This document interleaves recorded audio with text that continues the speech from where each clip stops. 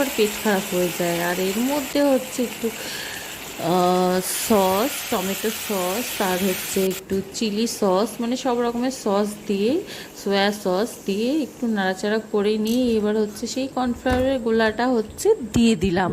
তো দিয়ে একটু নাড়াচাড়া করে নিলাম আর একটু এর মধ্যে জলও দিয়ে দিলাম। জল দিয়ে তারপরে এবারে যে পকোড়াগুলো ভেজে রেখেছিলাম, পকোড়া মিন্স সয়াবিনের, একদম দেখে মনে হচ্ছে চিকেন, তো এইগুলো দিয়ে এবারে একটু নাড়াচাড়া করে কিন্তু আমি বেশ খানিকটা টাইম হচ্ছে ঢাকা দিয়ে রেখে দেব। তো খুব সুন্দর নরম হয়ে যাবে আর ভালো হবে খেতে। অবশ্যই তোমরা ট্রাই করো, কে কে খেতে ভালোবাসো। যদিও আমি এটা ফার্স্ট টাইম বানালাম।